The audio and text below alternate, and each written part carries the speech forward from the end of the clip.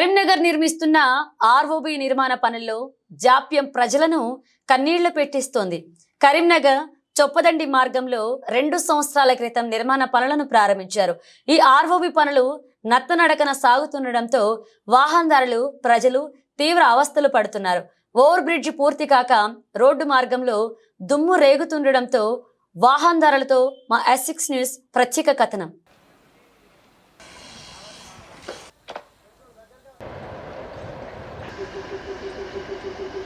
Karimnagar Teegalaguttapalli railway track వద్ద traffic సమస్య పరిష్కారం కోసం నిర్మిస్తున్న రైల్వే ఓవర్ బ్రిడ్జ్ కి 154 కోట్ల రూపాయల నిధులను CIRF కింద మంజూరు చేశారు. నాటి బీఆర్ఎస్ ప్రభుత్వంలోని మాజీ రాష్ట్ర ప్రణాళికా సంఘ ఉపాధ్యక్షుడు వినోద్ కుమార్, మాజీ మంత్రి గంగుల కమలాకర్ శంకుస్థాపన చేశారు.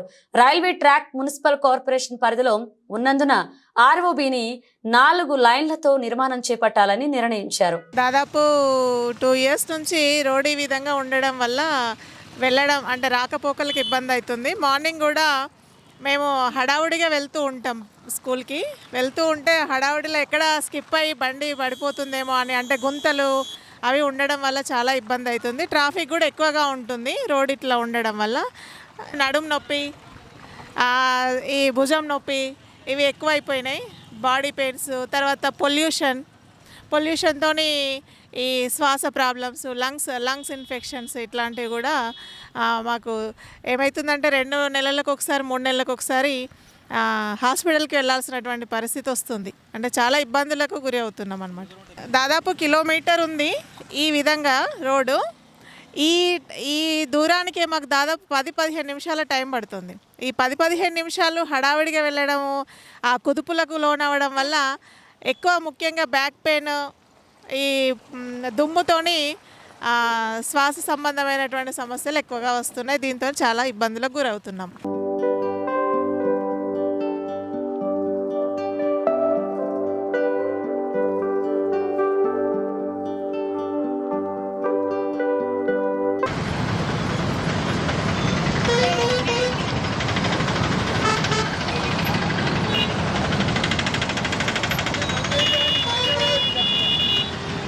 దగ్గర 2 years అవుతుంది ఇది వర్క్ స్టార్ట్ అయ్యి. ఇంతవరకు దీన్ని కంప్లీట్ చేయలేదు. మళ్ళీ అందులో చూడండి, ఇటు సైడ్ ఎక్కువ హాస్పిటల్స్ ఉంటాయి. హాస్పిటల్స్ అంటే అంబులెన్స్ వస్తుంటాయి పోతుంటాయి. రోజుకి 10 సార్లు గేట్ పడుతుంది. గేట్ పడేసరికి అంబులెన్స్లో ఉన్న వాళ్ళకి కూడా చాలా ఇబ్బంది అవుతుంది. చాలామంది చనిపోయారు అట్లా. మళ్ళీ అందులో ఆ పొక్కల రోడ్ ఉంటుంది. ఆ రోడ్ ఆ గుంతలలో పడి కూడా యాక్సిడెంట్లు అయ్యి చాలామందికి దెబ్బలు తగిలినాయి. ఇంకా ఎప్పటివరకు కంప్లీట్ అవుతుందో ఏమో అర్థం అవ్వట్లేదు. కొంచెం తొందరగా అయ్యేటట్టు చూడండి. ఈ అచ్చిపోయే వాళ్ళ ప్రాణాలు కాపాడేటట్టు చూడండి.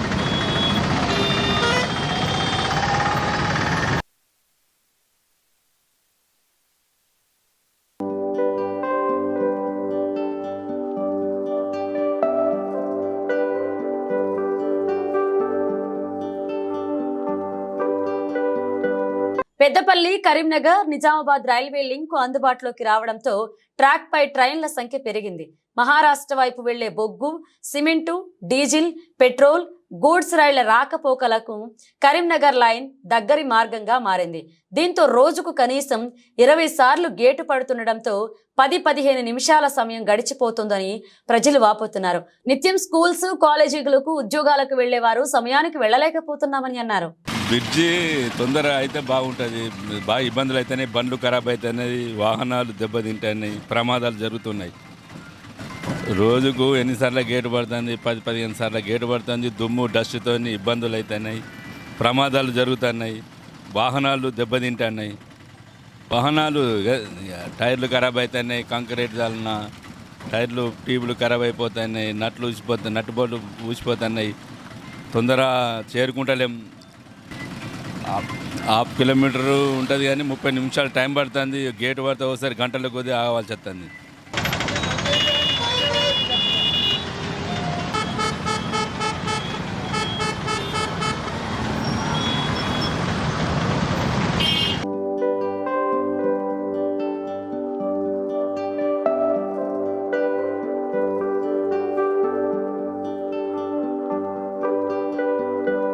గుత్తేదారు నిర్లక్ష్యంతో నిర్మాణ పనులు నత్తనడకన సాగుతున్నాయి.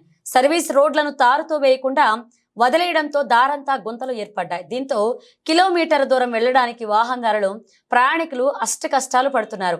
దుమ్ముతో మార్గం కనిపించక ప్రమాదాలు చోటు చేసుకుంటున్నాయని, నిర్మాణ పనులు వేగవంతం చేసి ఆర్ఓబిని త్వరగా పూర్తి చేయాలని ప్రజలు కోరుతున్నారు. ఈ రోడ్డు ఈ ప్రారంభమై దాదాపు ఈ ఫ్లైఓవర్ ప్రారంభమై రెండేళ్ళు అయిపోతుంది.